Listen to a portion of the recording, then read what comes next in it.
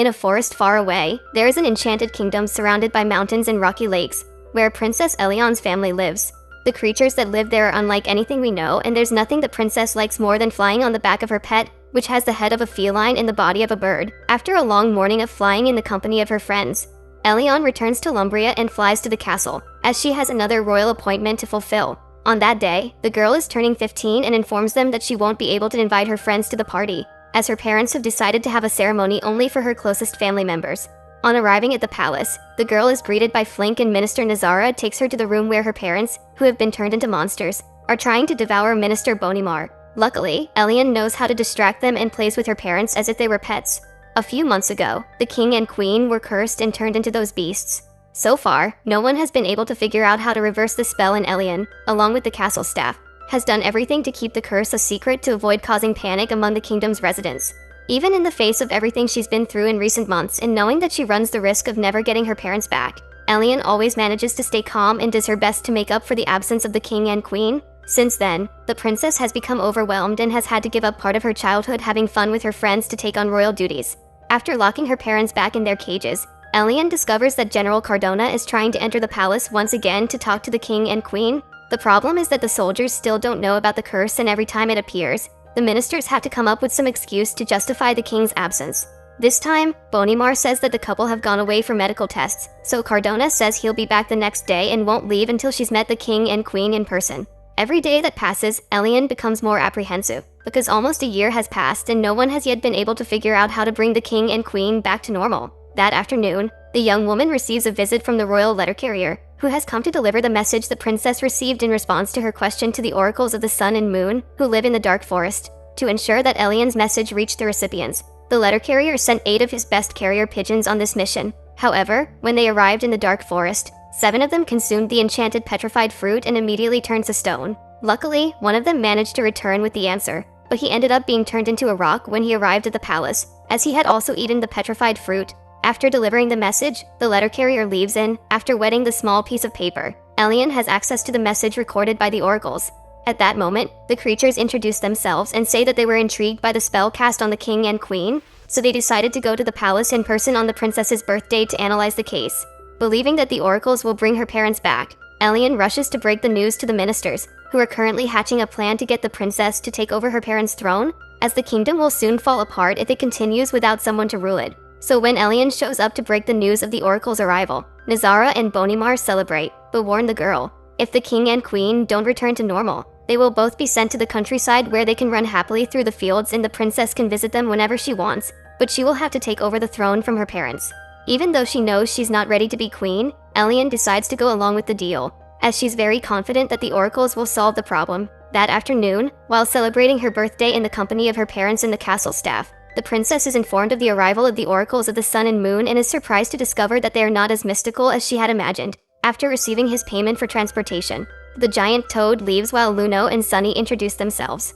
The truth is that they thought that when Elion referred to her parents as monsters in her letter, she was just using a metaphor, as she was going through her rebellious teenage phase. However, when he discovers that the king and queen have really been bewitched, the oracles say that if they don't return to normal soon, they will be monsters forever. Just as they are about to reveal what Elion needs to do to break the curse, Luno and Sunny are devoured by the queen, but the monster soon puts them back together again. At that moment, the king starts chasing them and the oracles jump out of the window to try and escape. Luckily, they are rescued by the giant toad, who takes them back to the dark forest. Looking out of the window, the princess sees her only hope of bringing her parents back slipping away right before her eyes, and she despairs.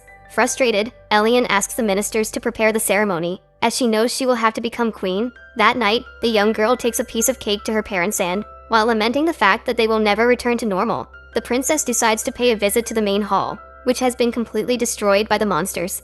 As she walks through the different rooms of the castle, Elion remembers the good times she had with her parents, and all her memories come flooding back. That night, the young woman dreams of the moments she would like to relive with them, and, when she wakes up, she realizes that the king and queen have fled because she forgot to lock the gates. Because of her, monsters are now loose in the city terrorizing the residents, and she needs to fix it before the king and queen are eliminated by General Cardona's battalion. Seeing her parents surrounded by guards, Elion realizes that they have no choice but to reveal their great secret and declares in front of the whole kingdom that those monsters are the king and queen. That night, the citizens gather at the palace to ask questions about the future of Lumbria and are delighted when they discover that the princess will take over the throne. However, for their safety, they demand that the monsters be sent far away from the kingdom, and the general decides to comply, as she believes that the king and queen are a threat to her own people. The next morning, while thinking of a plan to free her parents, Elian realizes that Flink is hiding something and finds the magic control that the oracles forgot in the castle at the time of their escape. By pressing one of the buttons, the young woman contacts the duo and begs for their help. However, Luno refuses to return to the kingdom, so Sunny advises Elian to use the controller as a guide to find their hiding place in the dark forest. With the device in hand, the princess transforms her parents' cages into a means of transportation to take them to the oracle's hideout, and then the red carpet is transformed into a carriage to transport the girl and Flink to the dark forest. Believing that the princess is in danger, Cardona immediately gets on a horse and goes after her. At that moment, Elian takes the reins of the carriage and enlists Flink's help to use magic control and get rid of the soldiers who are trying to catch up with her. To prevent the princess from escaping, Cardona orders the soldiers to close the gate, but once again Flink manages to use magic to open the passage. Even after leaving the kingdom, the royal family continues to be pursued, so Elian sends some monsters to try and stop the army, and the general hitches a ride with the flying feline to make sure the princess can't escape. The royal family is about to enter the forest when Minister Nazara throws her husband on top of the carriage so that he can try to convince Elian to give up the flight. At this point, Flink is almost crushed, but manages to use his control to switch bodies with Bonimar. Then, as the carriage climbs the cliff that protects the kingdom, Flink falls out of the vehicle and the minister panics when he realizes that he has swapped bodies with the rodent. Thanks to the magic of control, the girl manages to enter the forest with her parents, and, after falling, the monsters manage to escape from their cages. By now, Bonimar is panicking because he doesn't know how to return to his body, but Elian tries to calm him down by telling him that very soon they will meet the oracles. Then Luno and Sunny will sort out all the confusion. At that moment, Bonimar begins to smell different aromas coming from the forest and realizes that being in the body of a rodent also has its advantages, as he now has a much more accurate sense of smell. Suddenly, the princess sees the bush in front of her turning into an owl, and the bird flies away, leaving its giant eggs behind. As she gets closer, Elian realizes that these aren't real eggs, but the hiding place of Luno and Sunny. After returning magical control to the oracles, the princess asks them to undo the spell, but Sunny reveals that he doesn't have enough power to do so. According to the pair, only the king and queen can undo the curse. Upon hearing this, Elian loses all hope of ever seeing her parents again, as she knows that under these conditions they have no way of undoing the spell. However, the oracles say there is still hope and explain that the king and queen only turned into monsters because the curse caused them to lose their light. Then Luno and Sunny reveal that, in order to become human again, all they need to do is recover their glow so that the couple can get rid of the darkness. According to the pair, at the top of the highest mountain in the dark forest is the Lake of Light. To help her parents regain their humanity, Elian must take them there. During her journey, the princess has to be careful not to be overtaken by the shadows, because they feed on bad feelings and get bigger and bigger until they make you lose yourself inside yourself. After receiving all the necessary guidance, Elian begins her journey, and the oracles say that the light will guide her to the lake. When the young girl and her parents go their separate ways, Luno and Sunny return home, and the owl returns to protect the hideout. Even against his will, Bonimar follows the princess, because in order to recover his body he needs to return safely to the kingdom of Lumbria. A few hours later, when she reaches the halfway point, the princess spots some soldiers flying over the forest and calls her parents to hide inside the trunk of a large tree that has been felled. However, while the royal family is hiding, Bonimar starts shouting for help in an attempt to attract the soldiers' attention, and the girl has to go and get him before Cardona finds them. The teenager then realizes that her parents have disappeared, so she decides to go into the dark trunk to look for them and is amazed to discover that, inside, all the sound waves turn into bubbles of light that spread throughout the tunnel. However, Elian soon realizes that not all sounds turn into blue bubbles. Many of them are transformed into red rays that destroy everything they encounter along the way. The difference between these two sounds is the content of the words and the intonation with which they are said. While words of affection become light, negative words and shouting can be used to hurt. While walking through the tunnel, the two monsters start fighting, and their growls turn into arrows used to attack each other. In an attempt to calm them down, the princess runs towards them, but ends up being hit. On realizing that Elian has been injured, the monsters immediately stop fighting, but the girl begins to feel guilty and powerless. Suddenly, the shadow that the oracles warned her about approaches to imprison her and feed on her bad feelings. When they see that their daughter is being sucked into the hurricane, the king and queen shout for her, and the blue bubbles end up pushing the shadow away. Together, the trio make it to the other side of the tunnel, and Elian is relieved to see her parents talking, but discovers that they still have no idea who they are. Despite having regained the ability to speak, they still haven't regained consciousness and continue to fight until the princess decides to intervene.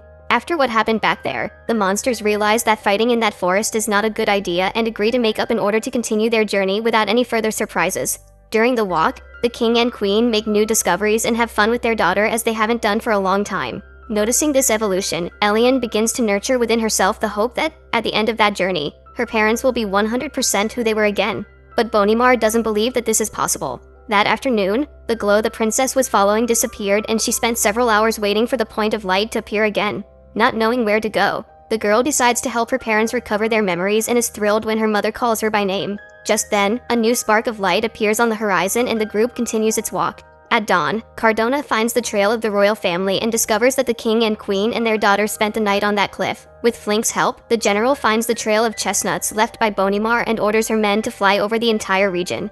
When she realizes Bonimar's plan, Elian scolds him and says that if he tries to sabotage the mission one more time, she'll ask her mother to carry him around in her mouth. Suddenly, the team begins to step into a pool of quicksand and has to climb on the rocks to avoid drowning. The princess quickly realizes that the sand becomes solid when it comes into contact with sunlight, so the secret to getting to the other side is to escape the shadows cast by the clouds. At this point, her mother and father begin to discuss the best strategy and Elian realizes that a huge hurricane is approaching. After catching Bonimar, Girl flees with her parents and is followed by the general and her army. However, as the hurricane approaches, the clouds begin to gather and, during the crossing, Cardona orders her troops to retreat to dry land, as several of her soldiers had been caught in the quicksand. While her parents are arguing, Elian sees a white tiger cub about to sink into the sand and asks her father to help her reach it. Immediately, the king jumps into the sand and swims away, pushing the stone to the other side. But the feline ends up being carried away by the torrent and the princess asks her mother to carry her so that she can reach him. When the cub was about to fall into a waterfall, Elian jumped in to rescue him and was saved by the queen, who grabbed her with her tongue and took the girl to safety. When everyone is safe, the storm recedes and the princess has the chance to return the baby to its parents. Just then, she sees the royal troops approaching and the king manages to create a cloud of sand to throw them off. With the help of the flying felines, the group manages to reach the labyrinth, but Elian and Bonimar end up getting lost from the rest of the team. Suddenly, the pair are surrounded by hundreds of Flinks and Bonimar is terrified at the sight of these rodents. But the princess knows they are harmless and asked for their help to find her parents. At that moment, in a totally unexpected way, Bonimar ends up making friends with those creatures and even agrees to taste the gooey maggots they eat. As he does so, the minister is amazed by the explosion of flavors and wonders how he has gone his whole life without trying those maggots. For the first time, Bonimar allows himself to abandon his grumpy personality and party with the other Flinks, which surprises Elian because she's never seen the minister like that. With the help of the rodents, Elian manages to find her parents and thanks the little ones for turning Bonimar into a less grumpy man. After a few more minutes of walking, the group arrives at the white tiger's nest and the queen observes how these animals treat their cubs so that she can do the same with her daughter. Watching the young girl playing with the kittens, the king and queen remember that Elian is their daughter and are moved to tears when they realize what Elian represents in their lives.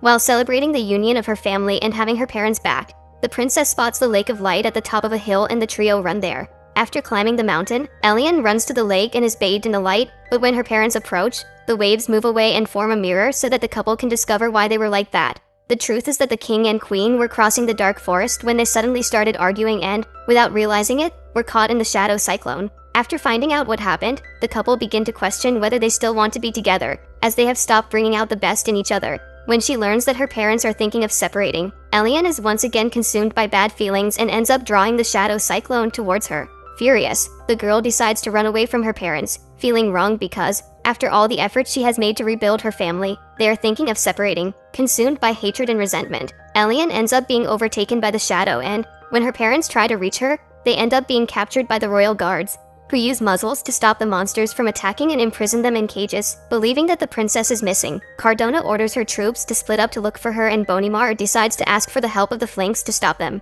During the battle, the minister asks for Flink's help to free the king and queen, who, after getting rid of their muzzles, order Nazara and the general to stop the attack. When they realize that their majesties are back, the minister and all the soldiers bow before them and King Solon asks for Cardona's help to save his daughter. At this point, the princess is caught up in a whirlwind of emotions and decides to destroy her happiest memories in an attempt to get rid of the memories she has with her parents. Realizing that they are about to lose their daughter, the couple unite to pour the light of the lake on her and, seeing all the effort her parents are making to save her, Elian forgets the resentment she was harboring in her heart. Suddenly, the princess comes face to face with her younger self and reveals that she would like to go back in time to relive all those happy moments she had with her parents. However, she accepts that all those memories are in the past and makes peace with herself, knowing that change is part of life. At that moment, Elian runs to her parents and hugs them, realizing that the fact that they want to separate has nothing to do with her. Together, the family fills the lake with light again and the king and queen become human again. Then Flink and Bonimar return to their respective bodies, and so the journey through the dark forest is complete. A year later, on Elian's 16th birthday, the girl is grateful that her life has returned to normal, even though her parents now live separately. When she arrives at the castle, the princess is greeted by all of her friends and relatives, who have prepared a big surprise party for her. This year, Elian has the chance to celebrate her birthday properly, in the company of all the people she loves most. So what did you think of this movie? Leave it in the comments below. And if you liked the video, like and subscribe for more movie recaps. See you next time.